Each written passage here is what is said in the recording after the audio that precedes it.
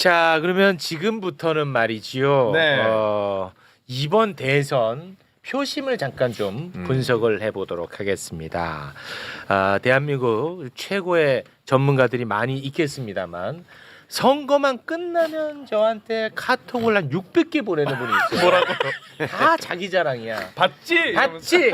내가 정확했지? 맞지? 하면서 자료를 계속 보내. 바빠 죽겠는데. 네. 리얼미터 이택수 대표님 박수로 맞이합니다. 네. 고맙습니다. 자, 그리고 이준석 대표님 나와주셨습니다.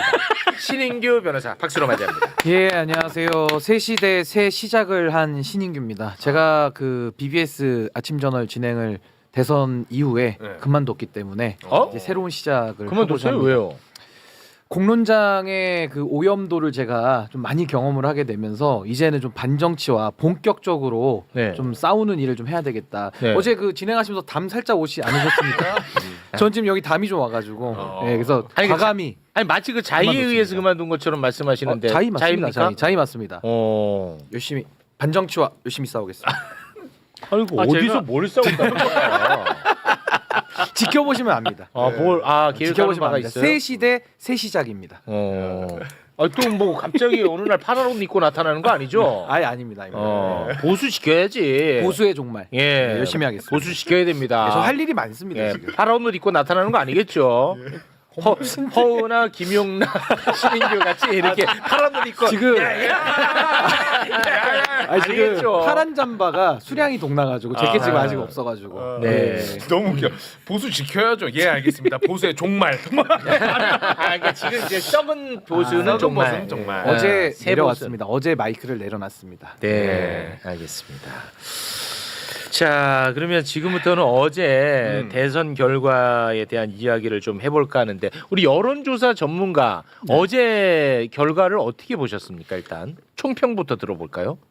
일단 50%는 못 넘었지만 최다 득표를 했습니다. 네. 최다 득표를 했기 때문에 그 나름의 정통성 면에서 의미가 있고요. 네. 그리고 뭐 진보층에서는 김문수 후보가 40%를 과연 넘겠느냐라고 봤는데 역시 진보 보수 구도는 51대 49 그 싸움이라는 게 여실히 드러났고 네. 이준석 후보가 완주를 했기 때문에 이준석 후보가 한 8% 포인트 가량 점유를 했기 때문에 네, 8.34. 네, 그래서 김문수 후보의 득표율이 40% 초반에 머물렀지 1대1 구도로 붙었으면 완전히 지난번처럼 오차 범위 내에서 뭐 1% 그런가요? 가량 싸움이 될 뻔했죠.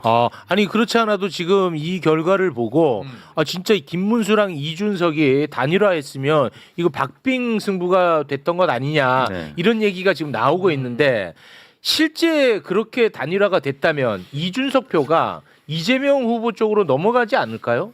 뭐 대략 일부? 한 7대 3이나 6대 4 정도로 이준석 후보 표가 나뉘어졌었는데 네. 실제 단일화가 됐다면 네. 단일화가 안 됐고 가정을 하고 물어봤기 때문에 그렇지 단일화가 됐다면 또 판이 한번 흔들릴 수 있거든요. 흔들릴 수가 있어요. 컨벤션 효과라는 게 있기 때문에 그럼 격차가 아주 좁혀진 채로 끝났을 가능성이 있습니다. 저는 그 승패는 이미 정해졌다고 봤고요. 왜냐하면 정권 교체냐 연장이 계속 정해져 있었습니다. 여론조사 해보면 한 번도 바뀐 적이 없었고 네. 55대 한 40 정도의 구도였기 때문에 네. 그리고 이번에도 이재명 후보하고 권영욱 후보 합치면 50%가 넘었어요. 그래서 아무리 좁혀져도 한 51대 49 싸움이었는데 네. 저는 이준석 후보가 완주를 했기 때문에 네. 그래도 좀 여유 있게 이긴 것이다 이렇게 보고 있습니다.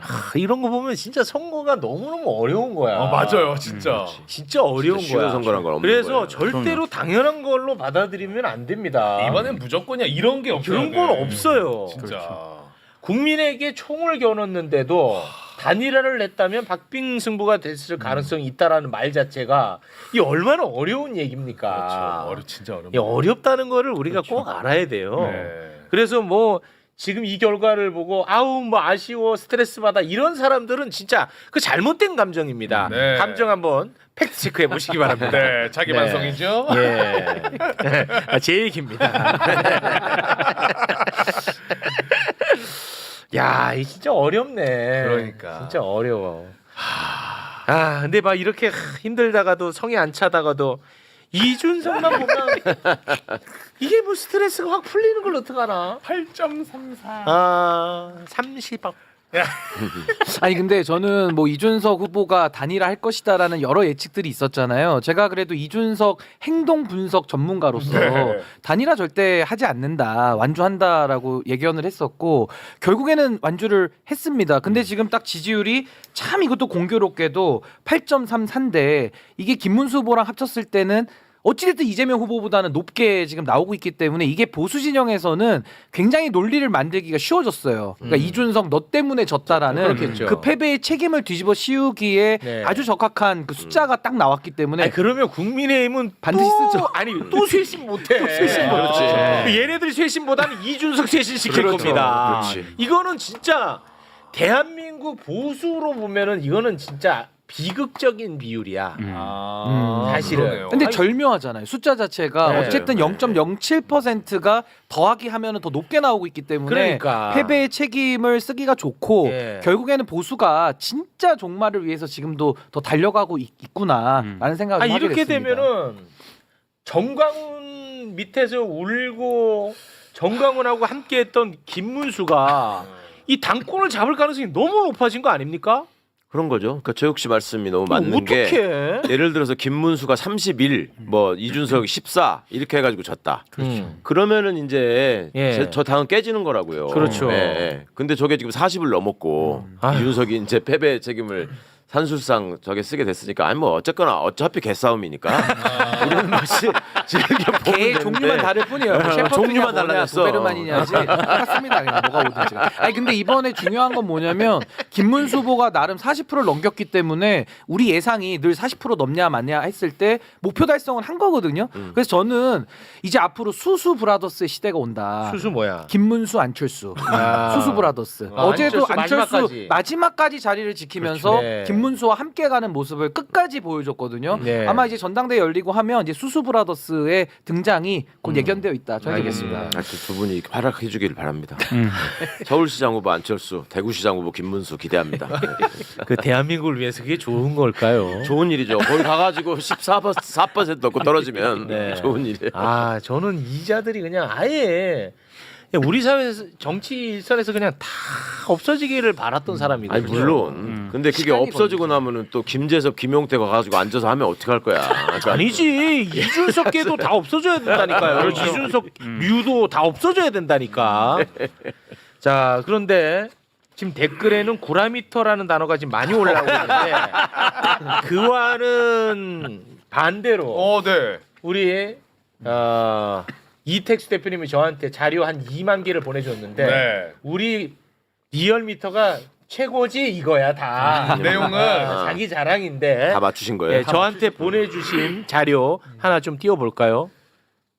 자, 이 뭐예요? 이게 뭐야? 아, 이번 득표율 격차가 0.827, 그러니까 8.27% 격차로 나타났는데 예. 리얼미터가 8.6% 격차가 나타나서 대략 0.3% 포인트 격차로 리얼미터 조사가 가장 근접했고요. 그다음에 MBN하고 넥스트 리서치가 0.8% 포인트. 그러니까 1, 2위가 격차만 보는 겁니다. 예. 그다음에 이제 JTBC 조사가 2.9% 포인트, 그다음 채널 A가 3.9% 포인트. 의외인 게 방송 3사 조사가 가장 큰 격차 4.1% 포인트 격차로 나타나서 네. 그래서 이제 결국 리얼미터가 가장 정확하다. 진실 미터다. 그 말씀. 아니 딱 그것만을 위한 자료네요, 확실히. 꽃이 어떻게 됐어요? 꽃. 꽃도 그러니까 꽃은 예측 조사는 안 했는데 네. 이제 마지막 그래도 마지막 조사를 조사가, 어제 겸손인들다에서 이제 발표를 했는데 뭐 대략 한 7% 포인트, 7.5% 포인트 격차로 조금 더. 왜냐하면 더 틀렸네. 이재명 후보 지지율은 잘 나왔어요. 예. 비슷하게 나왔는데 김문수 후보 표심이 뭐 많이 한 10% 포인트 가량 좀 적게 나와가지고 하우스 이펙트가 그만큼 하우스 크다는 이펙트가 있죠. 거네. 그래서 네.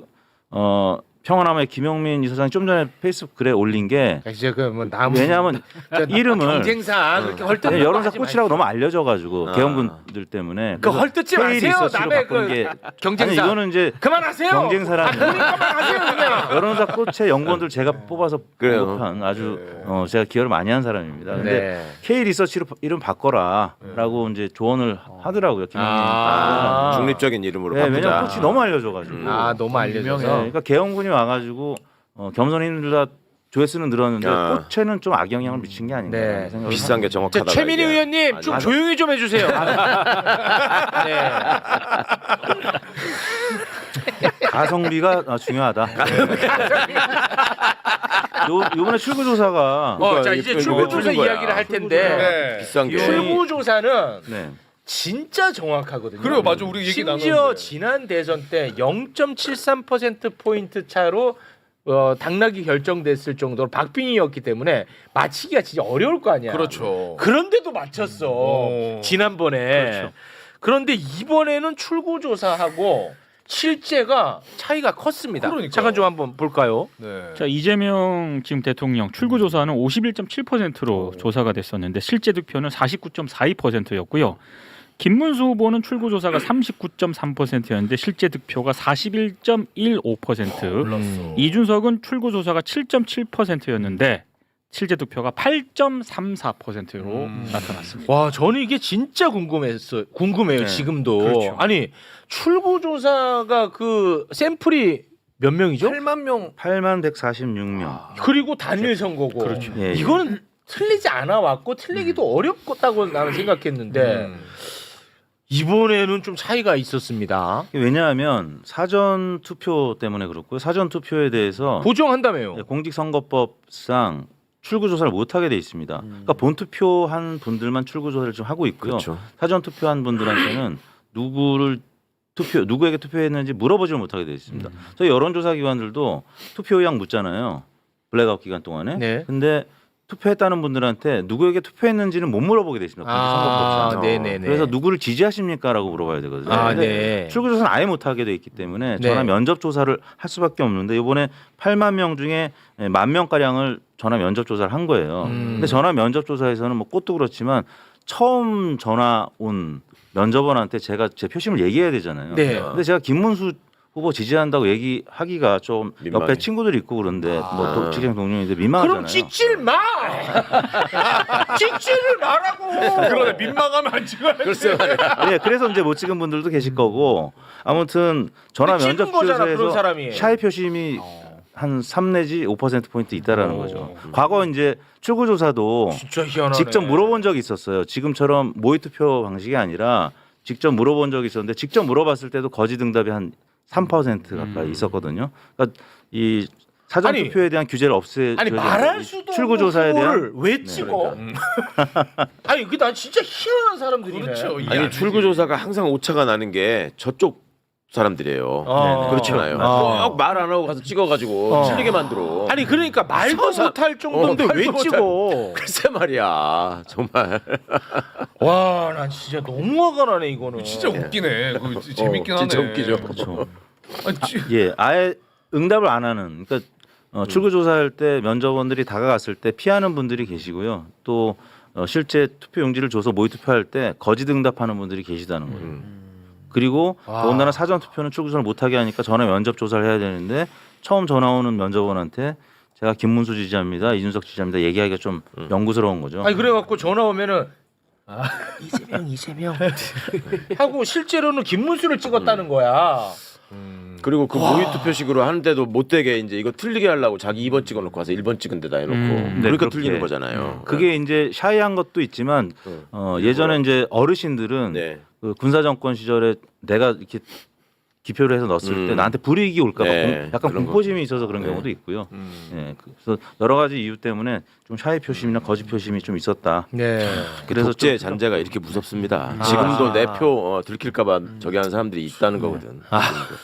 아니 근데 그거는 좀 요거는 다른 것 같은데 이거는 그냥 자기가 생각을 해도 김문수를 찍는 것은 옳지 않다고 생각하는 것 같은데요. 근데도 어쩔 수 없이 내가 그 동안에 찍어왔던 사람을 이제 그 관성에 의해서 찍긴 찍는데 말은 나의 이런 투표 행위가 옳지는 않다고 생각하는 것 같아요. 아니 예를 들면 그런 분들도 있을 수 있어요. 나는 무조건 2번 찍는 사람인데 자식 손자가 와가지고 막 너무 진짜 눈물로 사정을 하면서 엄마 이번에는 제발 1번 한 번만 우리 봐서라도 찍어주세요. 그리고 용돈 20만 원 드렸어. 그걸 알았다 그러고 딱 들어갔는데 또 2번으로 손이 가는 거야. 자기 그러니까. 그러면 2번 찍었다고 말을 못 하는 거지. 양심상. 그런 분들도 꽤 있을 거예요. 실제로 그런 분들이 있다고. 그쵸. 옆에 아들이 있는데 갑자기 전화 여론조사 오면 저 1번 찍었다고 그렇죠, 이렇게 하고 이제 그렇게. 실제는 2번 찍고 그런 분들이 계시죠. 있다니까. 아, 진짜 씁쓸하다. 근데 이게 바뀔 수 있을까? 조금 해내야지. 해내야 그런데 돼요? 지금 많이 좋아지고 있는 겁니다. 그렇게 그렇죠. 그 패배 의식에 사로잡히면 안 돼요. 굉장히 좋아지고 있습니다. 패배의식 안 사로잡혔는데요? 네. 그럼 니도 사투리 써라 임마 자식이마. 자 그래서 지역별로 한번 좀 살펴보죠. 아, 지역별. 지역별. 뭐 아쉬운 거는 대구 네. 경북하고 부산 경남에서 뭐 이재명 대통령이 대구에서 30% 득표하지 않을까라고 생각을 동서로 했는데 딱 갈라질 지난번 대선이랑 비슷하게 좀 아쉽게 20%에 그쳤습니다. 대구에서 22%, 대구에서 22야. 22야. 좀 아쉽죠. 30% 득표할 거라고 좀 전망이 됐었거든요. 그다음에 네. 부산 경남에서도 생각보다는 득표를 좀 덜 하게 부산은 돼서 처음으로 40% 넘었습니다. 예, 40%는 넘었는데 왜냐하면 지난번에 한 38% 후반이었기 그렇죠. 때문에 40 한 중반 혹은 50% 근접할 거라고 봤었는데 네. 결국 우리가 근데 남이가 정도. 부산이 또 총선 선거구별로 득표를 보면은 네. 다 네. 빨간색이더라고요. 또 한 네, 군데 그렇습니다. 빼고. 네. 아, 그런가요? 이번에 네. 보면. 아. 야왜 저렇게 저러시는지 모르겠어. 뭐 성별로는 남성 그리고 연령대별로는 또 60, 70대는 당연한 거지만 20대 남성이 이제 여전히 국민의힘 지지율이 높기 때문에 네. 그런 부분들 때문에 자, 전체적으로는 참고로 지금 보고 계시는 것은 실제 투표 결과가 아니고 출구조사. 요건 이제 출구조사 결과입니다. 그렇습니다. 하나하나 좀 살펴주시겠습니까? 자, 일단 20대만 놓고 보면은요. 네. 20대 남성 같은 경우에는 이준석 후보가 1등이야. 37.2%입니다. 체육 앵커 인상 구겨지고 있고요. 그리고 20대 여성 같은 아니 그 보세요. 20대 남성만 보면은 네. 김문수 더하기 이준석이 절대 다수입니다. 압도적이에요. 그러네요. 근데 20대 남성은 앞으로 투표할 기간이 너무 길어요. 그렇죠. 나 이거 보고 사실 조금 지금 많이 힘든 상황이에요. 이게 사실 최욱의 영향력의 실체지 이게. 그렇게 애를 썼는데 아니 그래서 지금 실체가. 24%까지 끌어올렸잖아요. 실체가 아니 24까지 끌어올렸잖아. 이준석이 1등이야. 자, 남성만 보지 마시고요. 어. 희망이 나는 20, 여성 20대 여성 네. 주로 이재명 펜코 놈들이라고 하던데. 이재명 대통령에게 58.1%. 아 이렇게 달라. 근데 이준석 후보에게는 10.3%입니다. 진짜 다르다. 다릅니다. 완전히 다르죠. 정말 달라. 네. 그리고 30대 남성 같은 경우에는 이재명 대통령에게 37.9%, 김문수 34.5%, 이준석 25.8%. 이준석 근데 30대도 30대 여성 이재명 대통령에게 57.3%, 김문수 31.2, 이준석 9.3입니다. 30대 여성. 예. 그리고 뭐 40대, 50대는 남녀가 거의 압도적으로 이재명 대통령에게 와. 지지를 보냈고요. 4, 50대. 그렇습니다. 그리고 60대 같은 경우에는 팽팽합니다.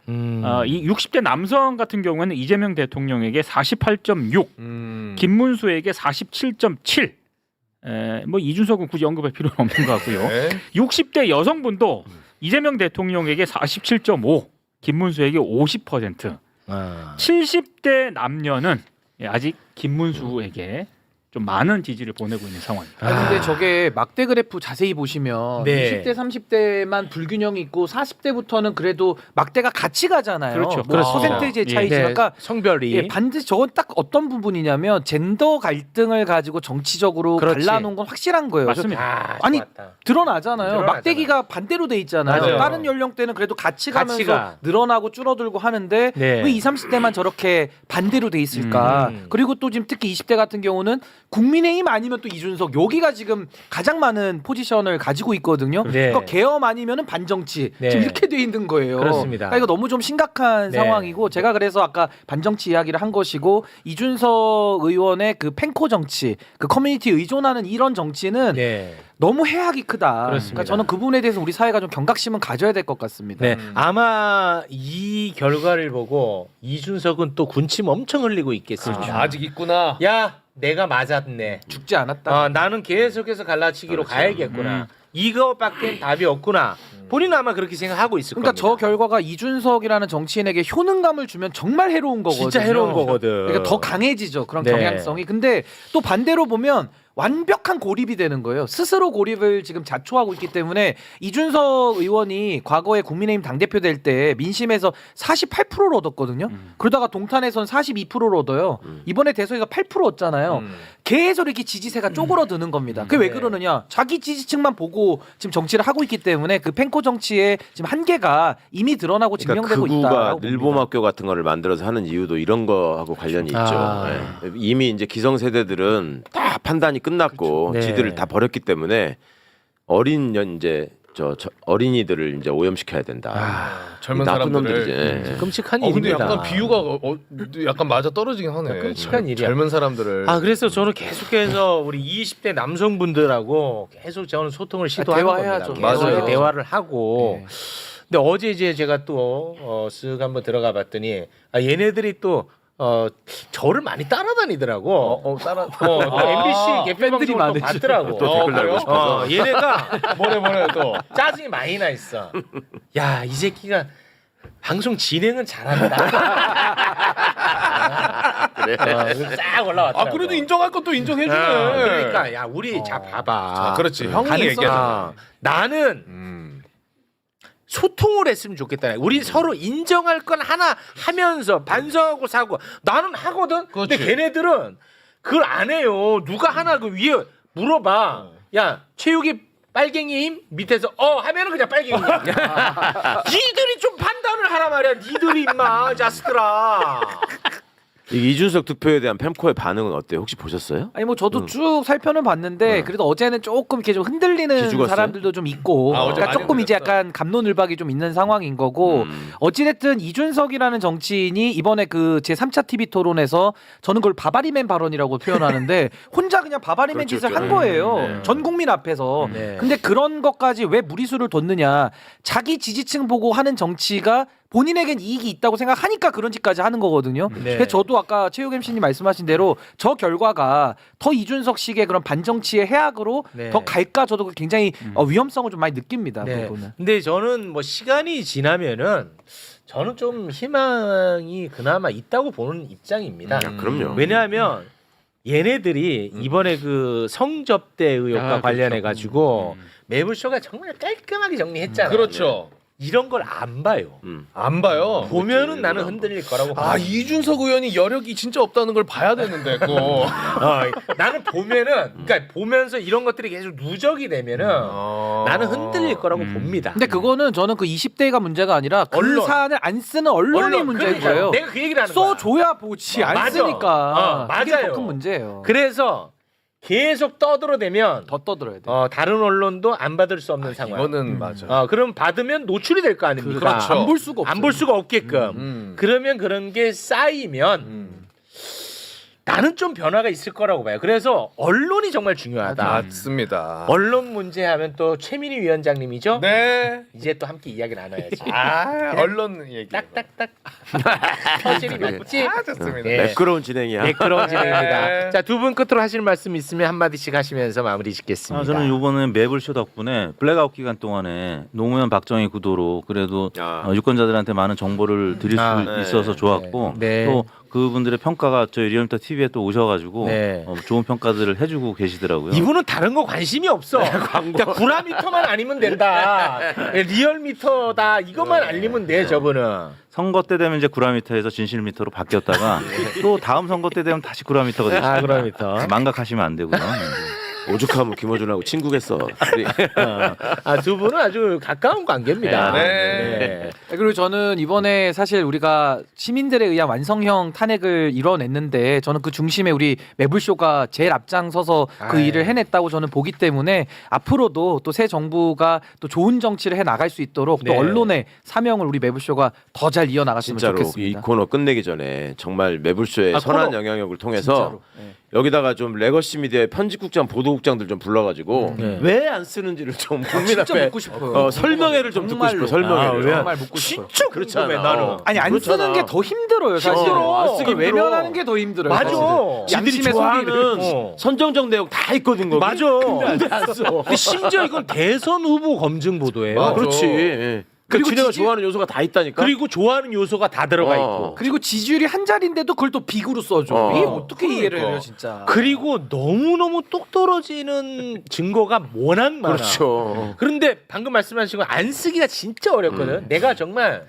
최선을 다하고 마음의 수양 공부도 하고 정말 불의에 굴복하지 않는 그런 강력한 의지가 있어야 안 쓸 수 있는 그러니까. 거거든요. 맞아. 그 제발 나오라고 해가지고 앞에다가 간장 1인당 한 종지씩 다 줄 테니까 와서 설명을 해달라고 그러니까. 합니다. 근데 그 어려운 의지를 모든 그 레거시 언론사가 동시에 갖기가 동시에. 얼마나 어려워요. 그렇죠, 어려워. 다 같이 뭐 결의했어요, 어제 밤에. 그래가지고 그나마도 이제 생방에서는 이 진행자가 댓글이 워낙 많이 올라오니까 아. 그 댓글에 못 이겨서 그거를 하는 경우가 있어요, 진행자가. 그 얘기를. 그래서. 그러면 앉아 있는 사람이 그거를 제대로 증거를 보고 온 사람이 한 명도 없어. 아, 막상 다 뜬구름 잡는 얘기만 하는 거야. 그러니까 문제가 안 심각하다 뭐 이러고 넘어가는. 그래서 나 진짜로 다 뜬구름 잡는 얘기만 하고 있어. 네. 그러면 그걸 보고 있는 나는 속이 터지지. 그렇지.